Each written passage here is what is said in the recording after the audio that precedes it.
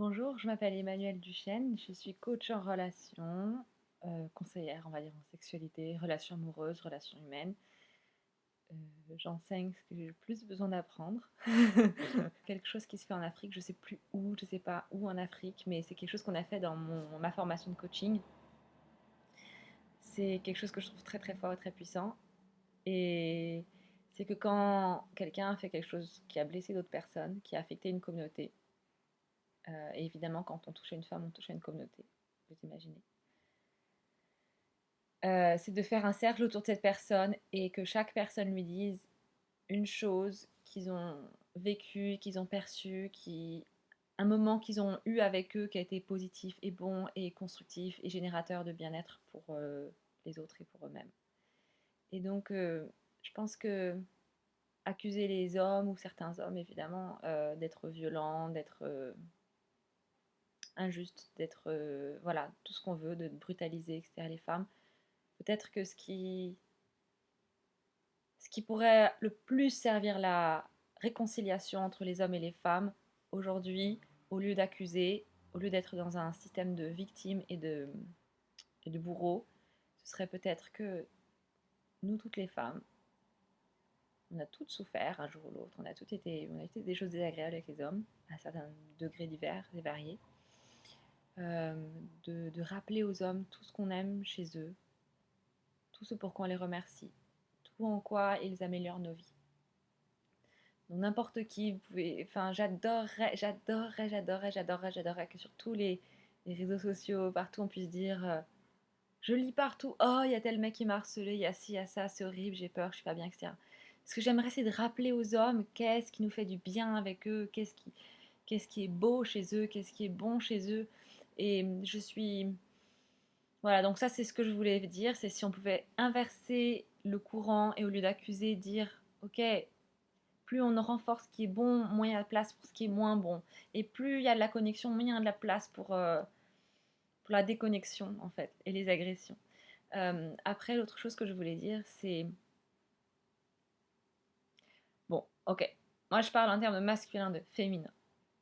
Et donc, moi, j'ai une part masculine en moi. Et je dois dire que quand je suis frustrée, je sais pas trop forcément en fait, quand j'aime les gens, quand j'aime une personne, et ben, je sais pas toujours l'exprimer de façon vulnérable, je sais pas très bien exprimer mon désir, je sais pas, etc. Et du coup, si l'autre ne lit pas un petit peu dans mes pensées, il va pas me chercher et ne va pas créer, on va dire, la connexion, la rencontre, etc. Et bien, des fois, je peux juste attendre de mon côté et être de plus en plus frustrée qu'on ne voit pas que je ne réclame que un petit peu d'attention et de l'amour et du toucher, des caresses et tout ça habilement de toute façon. Et du coup, ça fait monter en moi de la frustration, du désir frustré. Et puis après, je pète des plombs sans trop de lien avec ce qui s'est passé. Il y a eu un mot de travail, quelque chose qui s'est pas bien fait, et hop, j'explose. Parce qu'en fait, j'ai été dans un désir frustré, pas exprimé, etc. Et bon, c'est mon expérience personnelle avec mon chéri, voilà, avec mon chéri ou même d'autres chéris, voilà, les gens, les hommes que j'aime, mais aussi la famille, ça se voit, je vois ça aussi beaucoup dans ma famille parce que je sais pas leur dire je t'aime, je sais pas leur dire je suis bien avec toi, ça me fait du bien de te voir, je sais pas dire tout ça, alors je fais des critiques, je juge, je envoie balader, je ne sais pas être vulnérable, mais en même temps je les aime et j'ai envie d'être avec eux et du coup je suis dure. Voilà. Et donc, ça, c'est mon expérience à moi. Après, mon expérience avec, par exemple, mon chéri, je sais que ça fait 1 an et demi qu'on est ensemble. Je l'aime. Et ça fait 1 an et demi qu'on est ensemble et on n'est pas de la même culture, on n'est pas de la même éducation, on n'a pas la même façon de s'exprimer, de penser, etc. Mais ce que j'ai compris avec lui, c'est que au départ, je ne comprenais pas, mais quand il avait mal, il m'insultait. Voilà. C'était horrible, c'était dur, des insultes qui faisaient mal, il trouvait les choses qu'elle me dire des choses qui faisaient mal. Et puis en fait, petit à petit, j'ai compris que quand il m'insultait, c'est qu'il était dans la souffrance. Et puis un jour, j'ai moi pété un câble, je n'en pouvais plus des insultes, je n'en pouvais plus. Je lui ai dit arrête, ne dis plus ce mot-là, ne dis plus ce mot-là. Dis-moi autre chose, mais dis-moi pas ça. Il a changé. Sincèrement, il a changé, il a cessé de dire les choses que je ne pouvais plus supporter. Et donc, je suis infiniment reconnaissante pour ça, parce que il disait ça alors qu'il avait mal et qu'il était en souffrance et qu'il ne savait plus trop se contrôler, il ne sait plus comment faire avec. Et puis aussi, petit à petit, il a commencé à parler, à s'exprimer. Aujourd'hui, au lieu de me dire des choses désagréable, il me dit qu'il a mal. Il me dit que ça lui fait mal. Voilà. Et puis des fois, il me dit ok, je fais pas ci comme ça que tu veux, je fais pas tout ça, mais dis-moi au moins un truc que j'ai fait bien, au moins dis-moi un truc que j'ai bien fait. Parce que franchement, quand je coach des couples, des fois, quand je coach des couples, je leur dis and he's still here, bitch. Il est toujours là, bitch. C'est affectueux quand je dis bitch. Mais ce que je veux dire par là, c'est qu'ils sont toujours là. Ils sont toujours là. Ils sont toujours là. Voilà, nos hommes là, que ça fait longtemps qu'on est avec eux et que on est dur et aussi on les maltraite aussi. Donc ce que je voulais dire pour en finir, ça fait un petit moment cette vidéo elle est longue. Ce que je voulais dire c'est que et si tous les hommes et toutes les femmes et si tout ce qu'on recherchait c'est de la connexion les uns avec les autres et que des fois on a une éducation, on a un conditionnement, on a une culture qui fait qu'on n'a pas appris à dire les choses simplement. On n'a pas appris à dire j'ai envie d'être près de toi. On n'a pas appris à dire ce qu'on ressent de façon vulnérable. On n'a pas appris à dire je t'aime. Et il y a tellement de désirs. Il y a tellement de désirs. Et je vois tellement, et moi y compris, on est tellement fermés, nous les femmes, on est tellement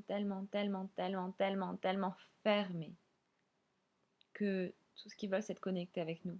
Et aussi, nous, je pense qu'on le veut aussi, mais on ne le sait pas forcément de la même manière. Qu'au bout d'un moment, ils ne savent plus. Ils ne savent plus comment faire. Donc voilà, ils font des choses avec ce qu'ils ont. Ils font peut-être du mieux qu'ils peuvent avec ce qu'ils ont et c'est toujours malvenu. Et je pense qu'on peut trouver des parades. Voilà, je vais raconter une chose, une toute petite chose. Un jour, j'ai pratiqué la méditation orgasmique avec un homme qui est très peu, très peu d'expérience avec les femmes, d'expérience sexuelle et d'expérience avec les femmes en général, de par le pays où il a grandi, voilà, de par sa culture, où ça se fait pas. Et donc, moi, la méditation orgasmique, il m'a caressé mon clitoris pendant 15 minutes quand même. Je suis allée un peu fort. Et puis après, il m'a proposé qu'on prenne une douche ensemble et qu'on passe la nuit ensemble, etc. C'était pas le bon moment. C'était pas. C'était maladroit. C'était pas le bon moment, voilà, c'était pas approprié. Et voici ce que je lui ai répondu. Je lui ai dit je te remercie d'avoir eu le courage de me faire cette proposition-là. Je sais que c'est intimidant et que ça fait peur. Et je sais que ce serait très agréable de faire ça.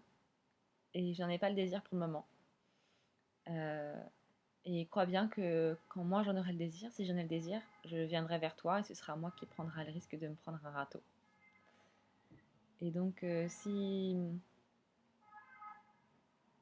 on voyait, si on reconnaissait un petit peu leur courage aux hommes de toujours essayer d'être en connexion avec nous, avec quelque peu leurs moyens, quelque mauvais soient leurs moyens. Et voilà, je vais faire d'autres vidéos je vais faire une autre vidéo pour Julien Blanc et je vais faire une autre vidéo, je vais lire une lettre. Voilà, à suivre.